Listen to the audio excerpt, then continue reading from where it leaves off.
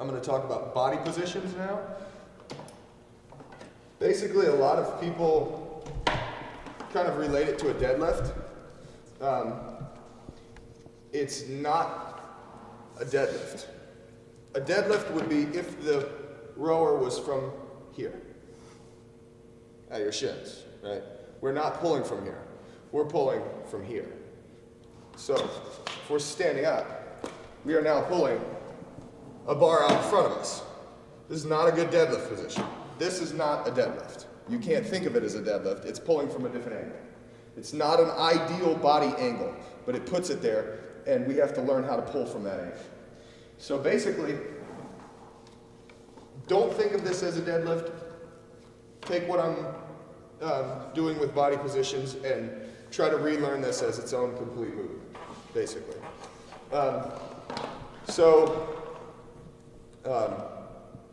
We have 3 parts. From your catch position, you have legs, back, and arms. Repeats in the same sequence on the way back. Arms, back, legs. So basically, what crossfitters do, what I see a lot of are people that don't know what they're doing on a rower, is combine everything into one. You have to break those movements into pieces. So what I would do, if we all had a rower, is everybody would sit down, and we would find our catch position, which is shins are vertical, shoulders are in front of the hips, back is tight, shoulders are disengaged. This is another thing that CrossFitters have a hard time with. We are engaged shoulders with everything. When we pick up a bar, our shoulders are engaged. When we grab a pull-up bar, our shoulders are engaged. It's difficult for us to disengage shoulders without rolling the back. So this is something that you just have to spend time doing. Basically, you're going to find your catch position and then stretch your shoulders out as far as you can with good posture. So without rolling. Vertical shins, shoulders in front of hips, back tight, shoulders disengaged. Then I would do the legs. Notice my back angle is not changing. My relationship between my shoulders and my hips are the same when the legs are extended as they are at the catch position. If the seat moves, the handle moves. They're connected. You can't have the seat move without the handle, stripper. You can't have the handle move without the seat. Make sense? So basically what you're doing is you're thinking you're hanging on the handle. It's hanging on it, almost like your butt would come off the ground. All right? Hanging on the handle as it comes back. So we do that. This is a way that I work on it, breaking the movements. Legs. All right, now our legs are extended, the back swings.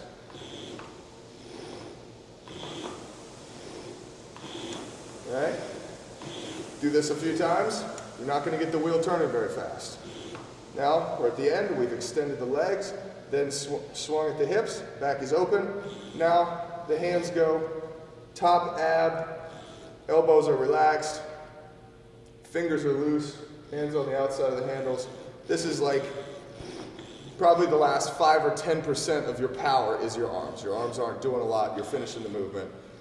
By this time, it's like cracking a whip. You're accelerating the handle. Right at the end, it doesn't take a lot of force, but there is speed to keep it moving. So although your arms are not applying a lot of force, they're continuing to accelerate the handle. Then you repeat the same motion, arms, back, legs. So you can break them all down into 3 pieces.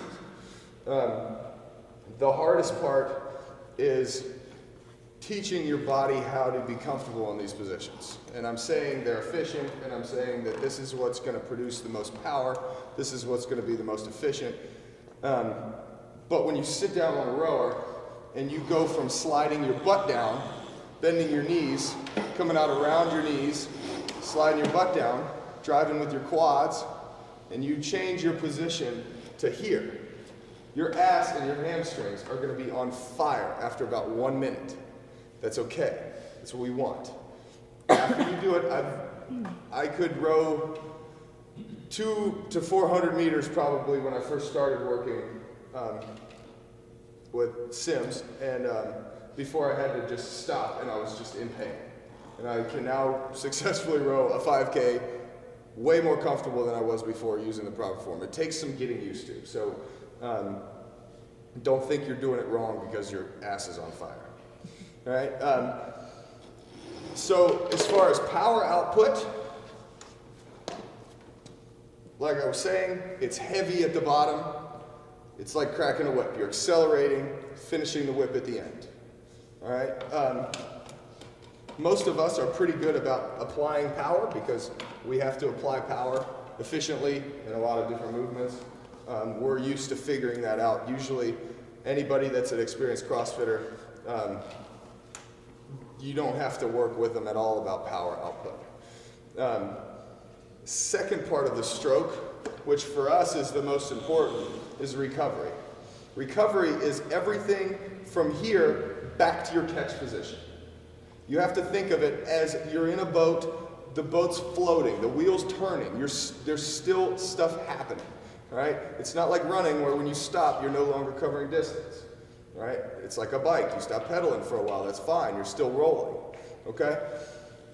Hands away, set your back angle, knees, catch position, now I'm going again. We want about a 1-to-2 ratio. 1, 1, 2, 1, 1, 2.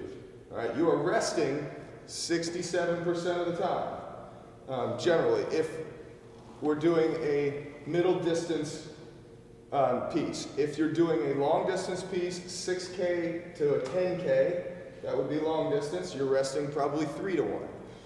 If you're rowing a 1,000 or 2,000 meter, you're going to be resting about maybe 1.5 to 1, but you're still resting longer than you're working. Does that make sense? Stroke rate. Let's talk about stroke rate. A long piece, 6,000 to 10,000 meters, your stroke rate is going to be in the low 20s. There's no break at the back, you're right forward, and you're resting.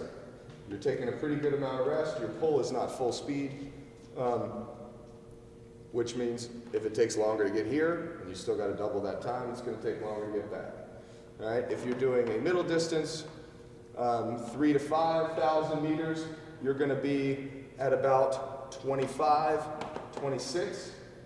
If you're doing short, anything 2,000 meters or less, you generally, competition people will be 28 or 30 strokes per minute and try to maintain that the whole time.